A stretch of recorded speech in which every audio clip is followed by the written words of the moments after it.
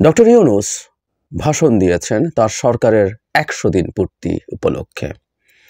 প্রত্যাশিতই ছিল এমন একটা ভাষণ, এবং সেই ভাষণটা নিশ্চয়ই আমরা অনেকে মনোযোগ দিয়ে শুনেছি, পত্রপত্রিকায় রিপোর্ট হয়েছে এবং এটা নানামুখী বিশ্লেষণ হয়েছে বিভিন্ন টিভি চ্যানেলের টকশোগুলোতে। নিশ্চিতভাবে এটা নিয়ে কলাম বা এসব লেখা হবে। কেমন দিলেন সে ভাষণ, কেমন হলো, এর মধ্যে ঠিক গুরুত্বপূর্ণ কি ছিল? একটা ব্যাপার নিয়ে আমরা সবাই আলোচনা করেছি, সেটাই হবার কথা এবং সেটার দিকেই আমাদের মনোযোগ অনেক বেশি ছিল।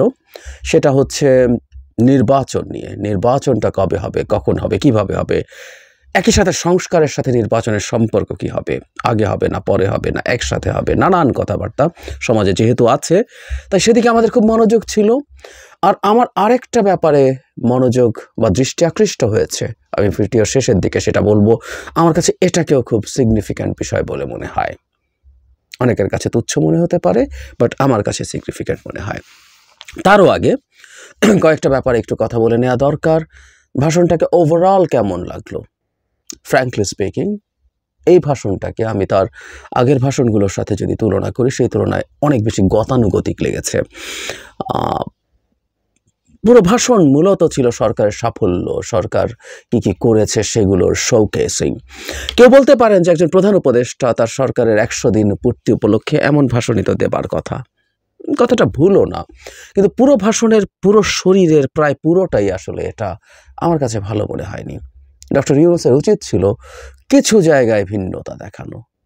কিছু জায়গায় ভিন্নতা দেখানো কেমন হতে পারে বলছি, তার আগে বলি মন্ত্রণালয় ভিত্তিক ১০০ দিনে কি কি করেছেন তারা, সেটা তারা রীতিমতো সংবাদ সম্মেলন করে বা প্রেসকে সেটা স্টেটমেন্ট পাঠিয়ে সেটা করতে পারতেন।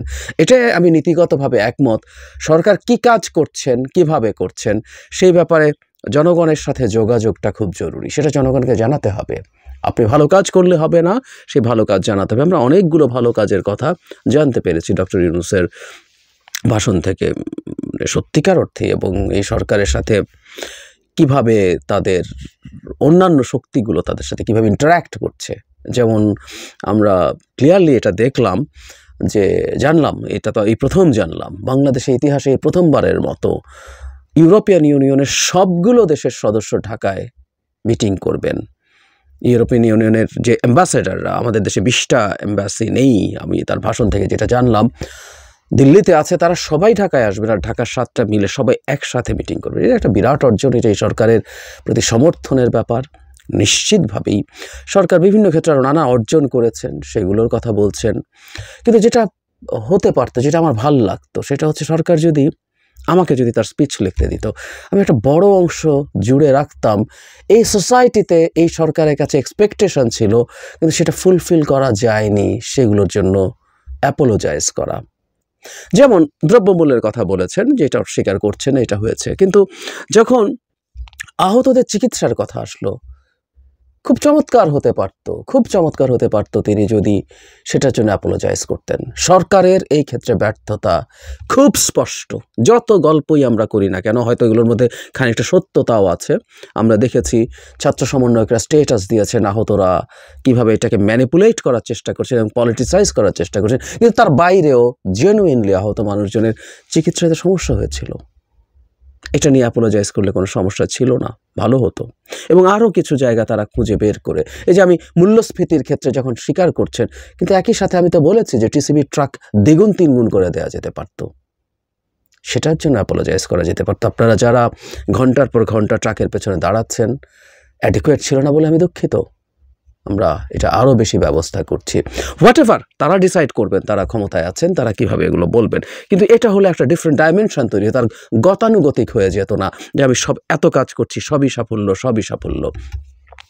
ছাত্রদের আহত হওয়া নিয়ে আমার একটা জিনিস খুবই মন খারাপ করা লেগেছে।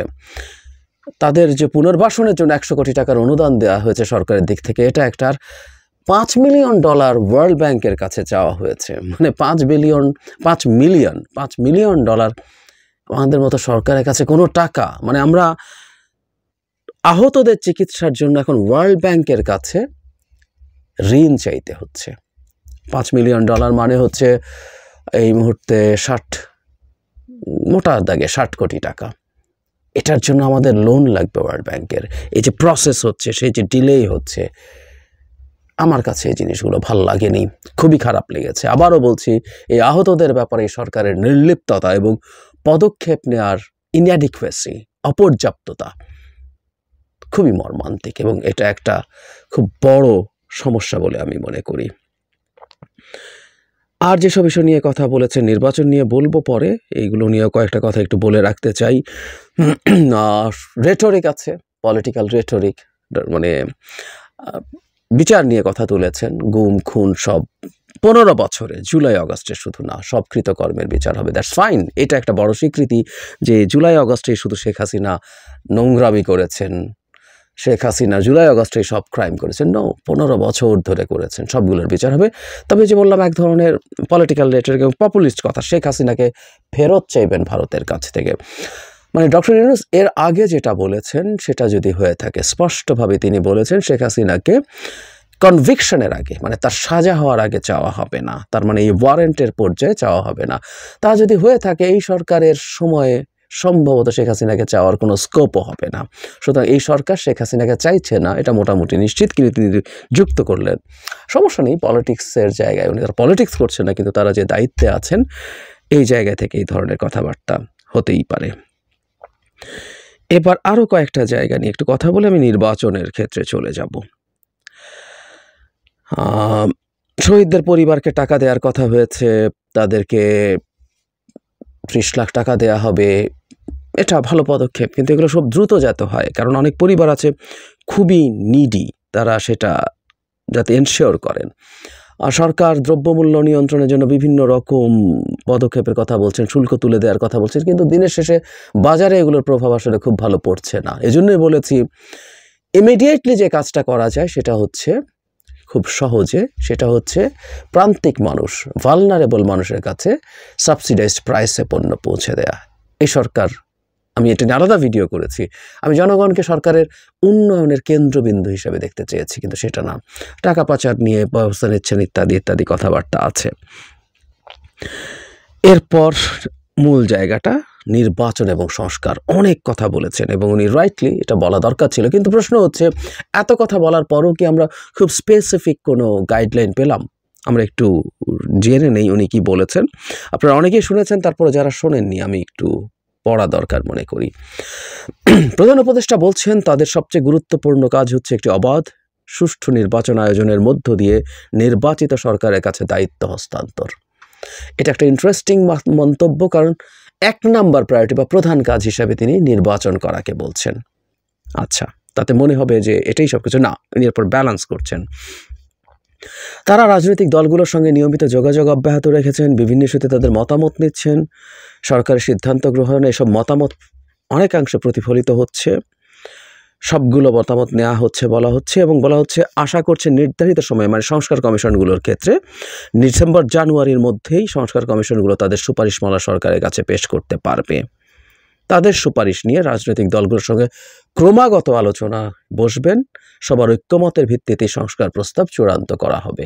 আমি আসছি, এর মধ্যে অনেকগুলো প্রবলেম আমার এই বাক্যগুলোর মধ্যে, আমি বলছি না তিনি স্পষ্ট করেছেন, কিন্তু আমরা অল্টারনেটিভভাবে যদি চিন্তা করি অনেক কিছু বেরিয়ে আসে।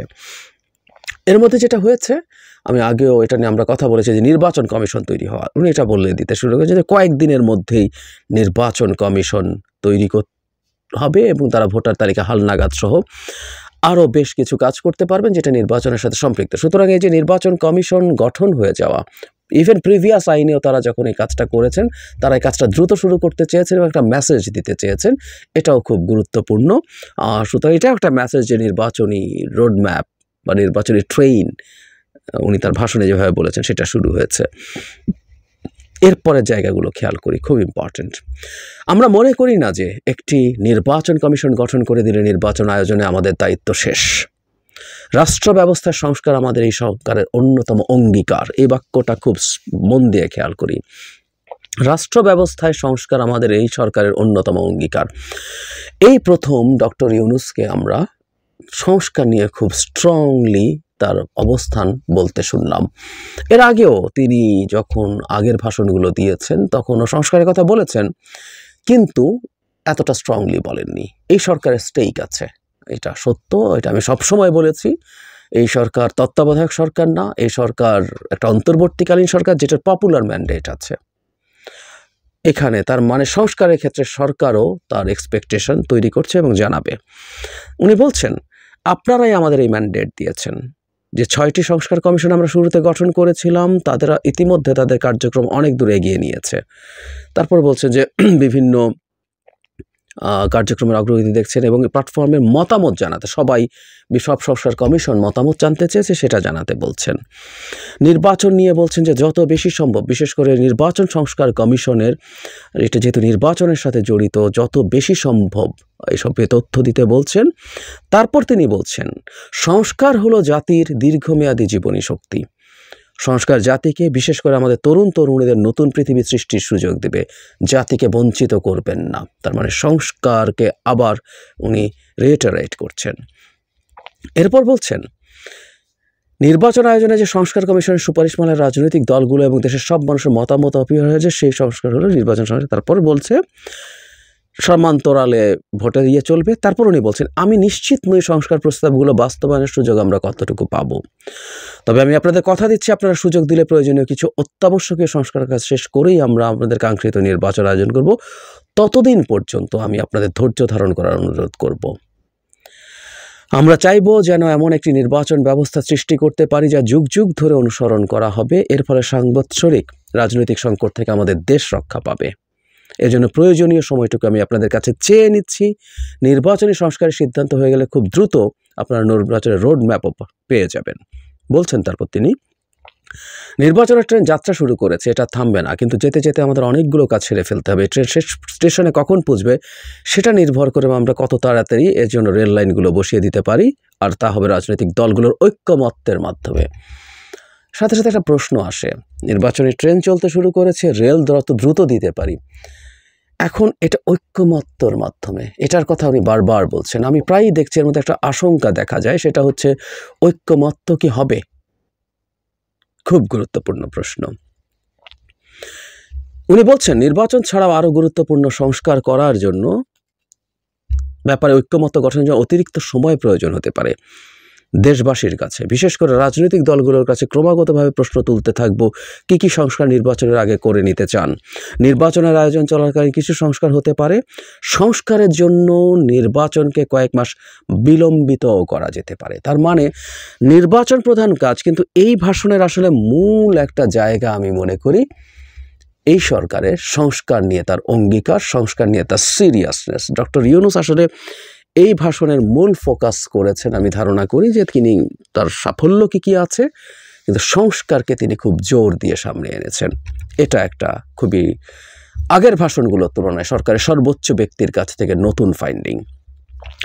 এখন সংস্কার এবং নির্বাচন নিয়ে আমি মূলত এই জায়গাটাকেই জোর দেব। মতদ্বৈততার জায়গা আছে।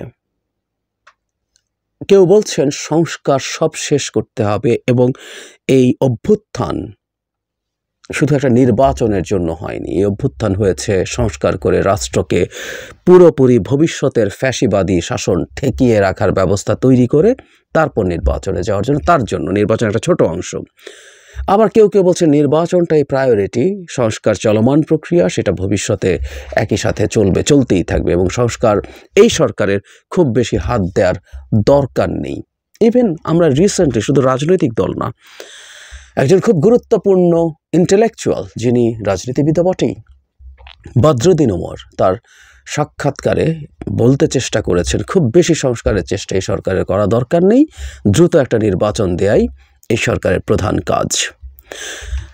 ছাত্ররা যারা আছেন তারা সম্ভবত খুব দ্রুত রাজনৈতিক দল তৈরি করে ফেলবেন এই অভ্যুত্থানে। তাদের দুটো যে সংগঠন আছে, নাগরিক কমিটি এবং বৈষম্য বিরোধী ছাত্র আন্দোলন, দুই পক্ষের নেতাদেরই আলোচনা শুনলে, তাদের মিডিয়া বক্তব্য শুনলে মনে হয়, ফলে সংস্কার আলাপ হতে হতে যদি ওই রাজনৈতিক দলও তৈরি হয়ে যায়, তাহলে আসলে রাজনৈতিক দলগুলোর মধ্যে সংস্কার প্রশ্নে একটা সংঘাতের আশঙ্কা আমরা খুব স্পষ্টভাবেই এখন দেখতে পাচ্ছি।